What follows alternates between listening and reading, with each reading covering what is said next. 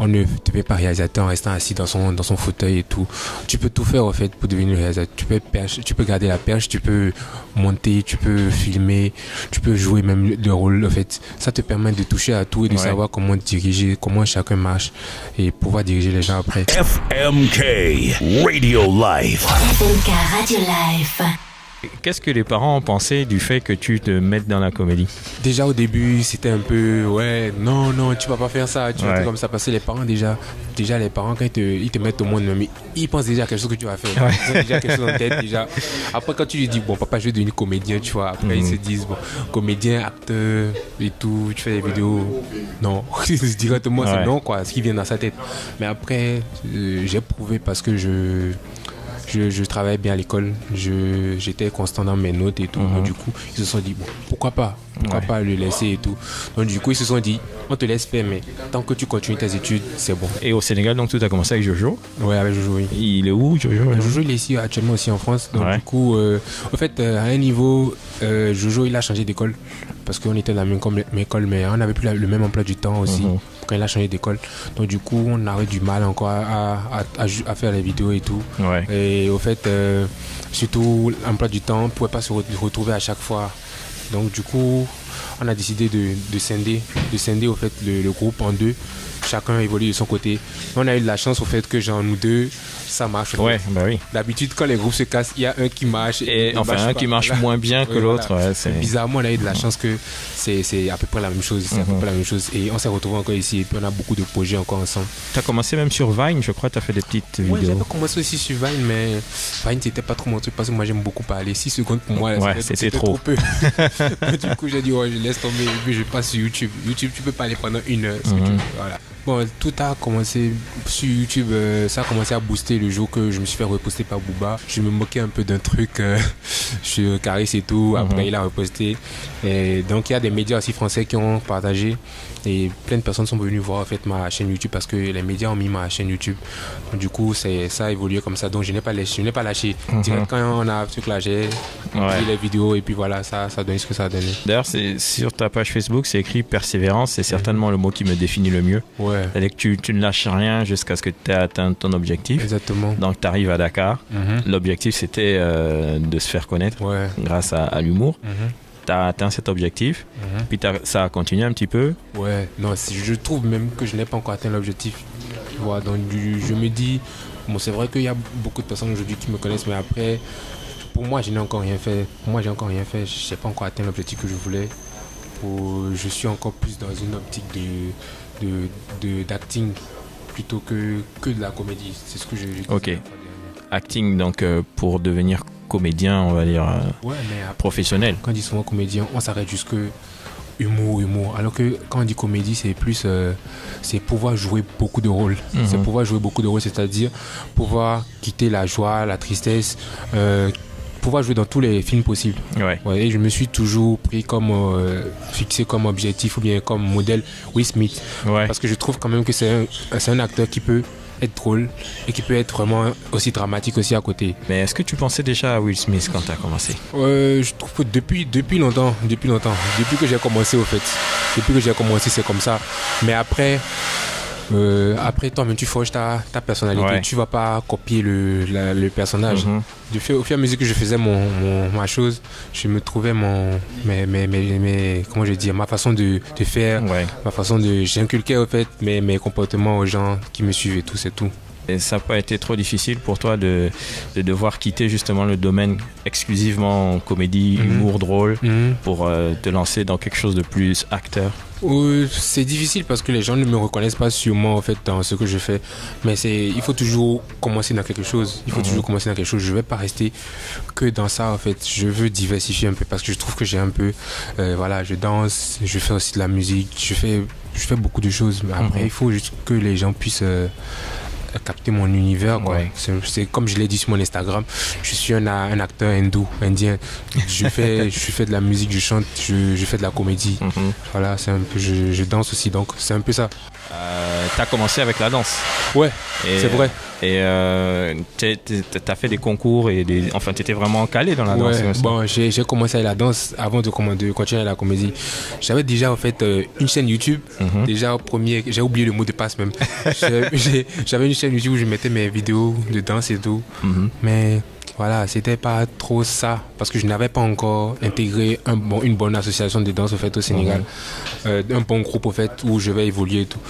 Donc du coup, bon, après j'ai commencé la comédie, mais à côté de ça, je continuais toujours la danse. Donc là, maintenant, j'ai trouvé le bon groupe au fait. J'ai pu gagner des battles et tout, voilà. Et tu as continué à partager des vidéos sur toi? Ouais, je fais plein de vidéos de danse, j'adore la danse.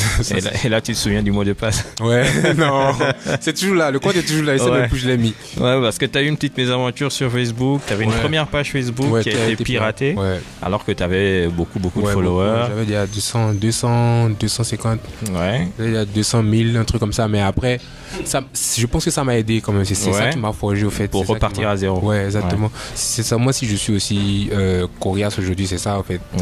Quel que soit, je me dis même si on repirate encore ça là aujourd'hui, je vais encore recueillir. Aujourd'hui c'est différent, t'as un plus de notoriété. Exactement. Et, mais ça a été un petit coup dur quand même. Ouais, ça a été un gros coup dur. J'ai pas fait comme si j'étais courageux, j'ai même failli pleurer le jour-là. Direct, même la personne qui a piraté la page, il n'arrive même pas à utiliser la page. Quand il pose au fait, les gens savent que c'est pas moi quoi, je fais un truc comme ça. Donc du coup, ça c'est des choses comme ça qui permettent de garder le cap et la vie n'est pas toujours rose quoi.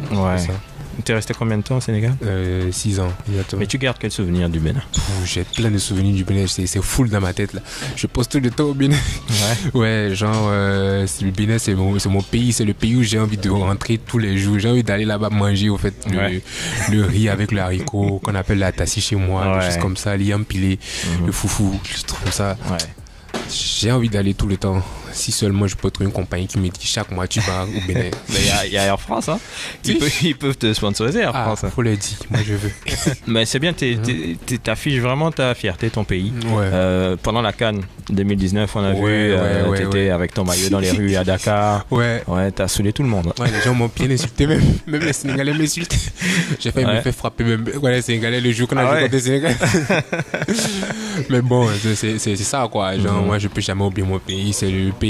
Des fois même les gens me confondent, je dis que tu es Gabonais, tu es Camerounais et tout. Mais je les ramène toujours à genre, je leur dis que je suis béninois. C'est vrai que j'aime bien vos pays et tout, mais quand même je suis béninois et puis j'aime mon pays.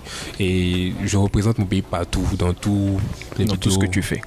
Voilà. Bah, on avait vu d'ailleurs un sondage ou un truc dans un article qui disait que tu étais le Sénégalais le plus riche. Le Sénégalais le plus riche. J'ai dit, mais c'est quoi il parle? Non, mais au fait, au Sénégal, ils sont très patriotes.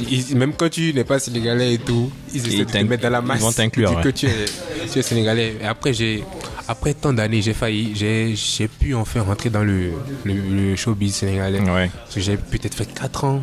5 ans, je n'arrivais toujours pas. Après, j'ai eu un manager sénégalais et là, en fait, quand même, lui, il m'a ouvert quand même certaines portes parce que voilà, lui parlait vraiment couramment le Wolof et tout. Ça aide. Et ça m'a aidé. Avant d'arriver en France, t'as quand même fait un truc exceptionnel, c'est que t'es passé sur le plateau d'une émission très célèbre de Maman, Gourou et Digbe, le Parlement du Rire. Ouais, le Parlement du Rire. Comment s'est fait la connexion? Non, au fait, ce qui est bien, c'est au Parlement du Rire. Je trouve que c'est l'émission la plus, si je dois même mettre un mot, c'est la plus humble au fait d'Afrique, c'est-à-dire qu'ils ne regardent pas en fait ta popularité, ils ne regardent pas le fait que tu sois quelque chose. Si tu as le talent et que tu as des écrits, tu as un texte, tu envoies et puis eux ils voient ton texte, si c'est bien, tu passes. Je vous jure, le soleil du Sénégal, c'est comme si ils prennent le soleil, ils louent ça. Hein? C'est pas la blague, hein. Quand tu es en train de laver ton habit, quand tu sors ça, c'est déjà sec. Quand je suis allé là-bas, Maman, il m'a appelé, il m'a dit, tu es ici pour apprendre, tu n'es pas là pour prouver à quelqu'un que tu es fort. Et après, ça s'est vu dans les prestations parce qu'après, première prestation, c'était pas trop ça. Deuxième, un peu. Troisième. C'est toi-même qui as jugé que c'était pas trop ça aussi? Non, même moi, j'ai jugé que c'était pas trop ça. Il y a certains qui disaient bien parce que, au fait, je suis passé juste vite fait. J'étais sur la scène, j'étais content et tout. Mais après, c'était pas trop ça parce que moi-même, je sentais, au fait, le stress quand je me regardais. Mais après, moi, je parle au niveau du stress. Après, le texte, ça peut venir. Mais après, niveau stress, ça fait de là. Après, jusqu'à là, ça a baissé de ouf, quoi. Parce que j'ai fait ma 4e prestation au Parlement qui va sortir bientôt. Vous allez vraiment voir, c'est sûr, prochainement, l'évolution, c'est vraiment un truc de ouf, quoi. Parce que quand tu montes une fois, la première fois que tu montes une scène, qu'elle soit une petite ou pas. C'était la première fois que tu faisais un stand-up comme ça? Non, même pas. Le Parlement du Rire, c'est le plateau de télé d'Afrique, en fait, genre humour et tout. Donc, du coup, quand tu montes, tu te dis, si je fais quelque chose de mal maintenant là, c'est tout un pays que j'ai passé. Au fait, souvent, même quand maman veut t'annoncer, il te dit, il vient du Bénin. Il te met encore la pression. Il te dit, il vient du Bénin, tu peux pas garder ça pour toi. Après, bon, ça s'est bien passé parce que tout le monde là-bas est accueillant. Tout le monde t'aide, au fait. Même je fais mon sketch, je suis dans les vestiaires et tout. Et puis il y a un grand à moi qui me dit, ton sketch, tu peux le faire autrement, tu peux le faire tel. C'est comme ça en fait qu'ils permettent de nous améliorer. Ils t'aiguillent un petit peu. Il y a des gens qui sont là depuis 5 ans, ils te disent au fait quoi faire. C'est à toi d'être humble, de te rabaisser pour te dire, ok, il n'y a pas de problème. Après, on trouve que voilà, tu as fait l'effort. Tu es bon, on te rappelle encore. Du coup, tu es un habitué maintenant du Parlement? Ouais, ils m'ont rappelé deux saisons de suite. J'avais fait deux sketchs par saison.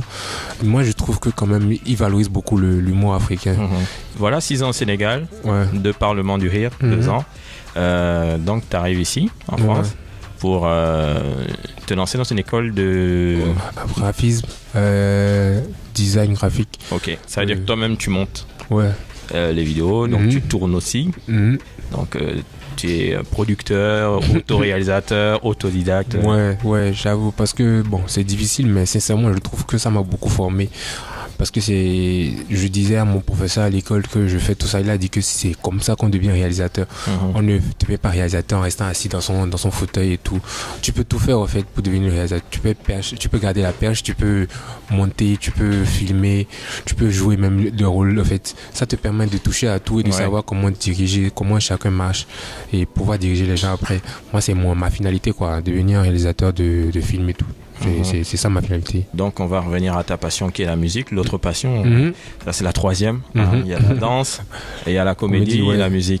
Mais tu as fait la musique en comédie. Je repense au titre Kirikou par exemple. Kirikou, Maman a débloqué, j'enfonce écotité. Oh mon Dieu, mais qu'est-ce qui s'est passé? J'ai grandi, mais ma peine est restée la même. C'est des textes humoristiques qui sont traités sur une musique qui est bien produite, donc faite de façon sérieuse. Tu voulais faire un album, quelque chose? Non, au fait, il y a le gars chez qui je pose la musique, souvent... Un jour, il m'a dit, pourquoi tu fais pas un album? Je dis, je peux pas faire un album parce que je suis pas encore prêt. Je suis pas encore prêt. Et parce que, en fait, ce qui le fascine souvent pour qu'il me dise ça, c'est que je trouve un instrumental. Je lui dis, je veux faire un truc sur l'instrumental. Je vais chez lui et puis je tape le texte juste devant lui et puis je pose le son. Kirikou, je l'ai écrit en 30 minutes. Kirikou, je l'ai écrit en 30 minutes et parce que j'avais déjà regardé le dessin animé Kirikou. Et après, j'ai un excellent beatmaker qui a pu faire un instrumental de ouf. Donc, en fait, moi, quand un beatmaker prend la peine de me faire un instrumental, il me dit, prends, je te donne cadeau. Tu sais, genre, moi, je me dis, il faut que je fasse du lourd avec, voilà, que je fasse honneur. C'est seulement, quand j'ai fait le son Kirikou, j'étais vraiment fier de moi parce que, à la base, en fait, ma mère m'a toujours dit que je pouvais faire de la musique. Mais je lui ai dit que c'est un métier, c'est un truc qui est trop saturé. Je ne pourrais pas m'en sortir et tout.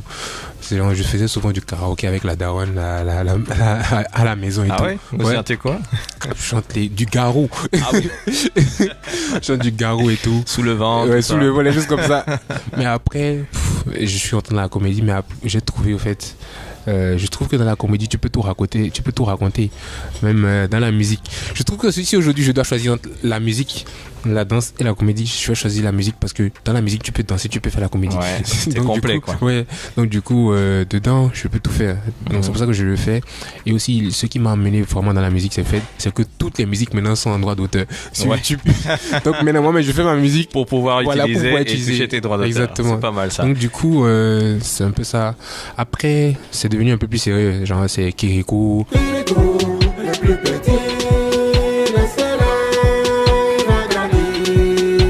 Après, This is Africa. This is Africa, donc la reprise de This is America. Exactement.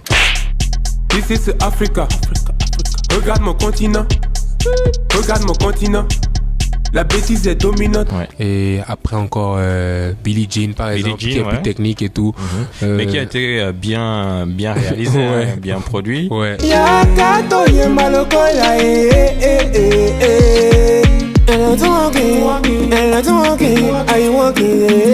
Mais après Billie Jean, là il y a un dernier qui est Chiza. En fait, j'essaie de hausser le niveau. Je n'essaie jamais de rester sur mon truc là, même si ça devient de moins en moins comédie. Il faut quand même que ce soit de qualité, quoi. C'est ça, en fait. Et j'ai vu une publication de toi sur, je sais plus si c'est Facebook ou Instagram. Tu disais que tu as été en Côte d'Ivoire. Tu as été au Cameroun. Donc, il y a plein de pays qui ont promis t'accueillir. Ouais. Et tu attends qu'ils tiennent leur promesse. Ouais, en fait, je pense que les seuls pays qui ont vraiment tenu leur promesse, c'est Côte d'Ivoire, Cameroun. Mais après, il y a le Gabon. Ouais. Le Gabon, on t'aime beaucoup, le Gabon. Le Gabon, sincèrement, il y a... Chaque 3 jours, je reçois une demande qui dit tu viens au Gabon quand genre on te prend le billet. Je dis prenez le billet là, je veux voir. Ils sont là, ils disent que genre ils veulent prendre le billet. Moi, en fait, c'est ça, moi, c'est le pays que je veux visiter actuellement parce que j'ai une grosse fan base là-bas aussi. Ouais, donc du coup, ce serait bien que ton manager ici, enfin moi je dis ça comme ça, je me positionne. Hein. Donc voilà, si vous voulez inviter Axel au Gabon, voilà, vous passez par moi maintenant. En 2018, tu as une récompense YouTube. Ouais, 2018, j'ai eu le trophée YouTube. Ouais. Tu as dépassé les 100 000 abonnés. Ouais. Mais après, YouTube en Afrique, c'est trop difficile. C'est trop difficile en Afrique. Je pense que je regrette un peu de l'avoir créé aussitôt. Je dis aussitôt parce que les anciens YouTube sont moins efficaces que les nouveaux. Parce que les nouveaux, en fait, tu as déjà la possibilité de... Tu sais déjà tout, en fait. Ouais, voilà, je vois ce que tu veux dire. C'était les débuts quand tu l'as créé, et aujourd'hui, il y a facilité. Voilà, exactement. Ouais. Quand tu as créé au début, en fait, tu cherchais comment faire pour augmenter ton audience et tout. Mais aujourd'hui, YouTube même te dit tout ce que tu dois faire pour avoir ton YouTube. Et donc, quand tu crées ton YouTube déjà, tu le mets déjà dans les conditions, en fait, pour prendre l'élan. Mais après, quand tu as déjà créé et que tu as déjà commencé à faire tes mauvaises habitudes et qu'après, maintenant, tu veux réadapter, c'est chaud. Ça, c'est chaud. Mais bon, après, on tient le cap. On va essayer de tout là. Là, maintenant, je suis plus sur Facebook, Instagram. Plus sur Facebook, Instagram, mais je continue de poster partout. Je poste partout. Quel est donc ton programme, justement, pour cette fin d'année? Déjà, il y a un concours qui est en cours là. Exactement, ouais. Il y a un concours qui est en cours. African Talent Award. Ouais, c'est ma première participation à un award parce que d'habitude, les gars me proposent ça au Sénégal par exemple et tout. Mais je ne suis pas pour en fait. D'accord, parce que les affaires de vote, c'est stressant. Tu veux pas qu'on te dépasse, tu veux dépasser c'est trop stressant. Ça met les mots de tête. Après, il y a des affaires de tricherie, certains qui veulent booster. C'est chaud. Mais en fait, cette fois-ci, c'est quelque chose de très sérieux. C'est African Talent Award. C'est quelque chose qui est fait plusieurs et chaque année et tout. Et ils m'ont même pas demandé mon avis. Ils m'ont dit, vous êtes sélectionné. Ils m'ont envoyé ça par mail. Vous êtes sélectionné pour tel. J'ai dit, oh, ok, je vais essayer. À ma grande surprise, vraiment ma communauté est en train de répondre, quoi. Même si on n'est pas premier, ils répondent vraiment beaucoup. Je crois que ça aura lieu le 14 décembre, le résultat. Ouais, c'est le 14 décembre, en fait. Donc les votes sont encore jusqu'au 14 décembre. On peut voter jusqu'au jour même. Ouais. Ok, donc il faut voter dès maintenant là, pour accéder. Là, tu peux le dire. Il faut voter. Je suis en best web comedian. Donc allez voter pour moi. Ouais. Pour l'instant c'est best web comedian. Ouais. Mais bientôt on va viser l'Oscar. Ouais. On sait jamais. Comment t'as découvert cet endroit Ici? Ouais, les GAFAS. J'ai demandé sur Instagram parce que je voulais me coiffer et tout. Et il y a des gens qui m'ont proposé plein de trucs et tout. J'ai choisi ici parce que j'aime beaucoup le lieu, c'est très beau. C'est très lumineux, hein, moi j'adore aussi. J'aime bien. Après, je suis venu et quand je me suis coiffé, j'ai payé. Quand j'ai payé, le gars il me dit non, tu vas pas, genre la prochaine fois tu viens, tu payes pas. J'ai dit pourquoi? Il dit toi je te connais. et puis il a dit bon, que ça serait bien et tout, que je vienne me coiffer de temps en temps et tout. On a loué le partenariat. Et là, maintenant, je suis Gafas, quoi. Ouais. Je suis Gafas, je suis de la famille Gafas. C'est bien. Je viens ici, à chaque fois que je viens, je me coiffe, je danse, je fais ce que je veux. Ouais. Voilà. C'est cool, barbershop, donc au 236 rue des Championnats. Centrafricain. Ouais, centrafricain. Il y a de la Côte d'Ivoire aussi, hein. J'ai vu, ici on est au pays, on est tranquille. Exactement, ouais. Donc c'est dans le 18e à Paris, venez comme vous, on est bien installé. Hein, ouais, c'est très bien éclairé, tout est parfait. Nous aussi on va venir, on va danser. Ouais, venez. Ça va? Ça va bien? Tranquille? Ouais, super. Ouais, donc du coup, c'est un peu ça. Bon, c'est... Tu me snaps. Ouais, bah tu peux snapper, hein. Y a pas de soucis. Vas-y, snap. Donc, c'est un peu ça. T'es né en 93? 2013, ouais. Je suis allé au Sénégal en 2013. Mais t'es né en 96? 16, ouais. Ouais, 96, c'est 16, ça. Ouais. T'es né en 96, donc t'as 23 ans? Ouais. Je m'en mets les pinceaux, moi, avec moi, j'ai eu 23, le truc là. J'ai eu 23 ans juillet passé. Est-ce que toi tu veux rester ici ou tu veux vraiment t'implanter en Afrique? Je ne peux pas rester ici. Ouais. Non, tu vas rester ici. Je vais quoi ici? C'est pas mon pays. Je vais au pays pour donner l'expérience que moi j'ai reçue et développer. On ne sait jamais, peut-être que j'ai créé une école de cinématographie, on ne sait jamais. Et rendre ce que tu as reçu. Comme ça. Ah, bien seulement. La finalité, c'est de venir prendre l'expérience et de voler l'expérience ici et d'amener ça là-bas. Alors, pour finir, je sais que tu ne le fais plus à la fin des vidéos. Avant, tu disais abonne-toi. Ouais. Non, ce serait bien que tu dises quand même un petit abonne-toi. Ok, on y va. Abonne-toi. Voilà, c'était Axel Meryl. Merci. Merci beaucoup, Hervé. Merci beaucoup.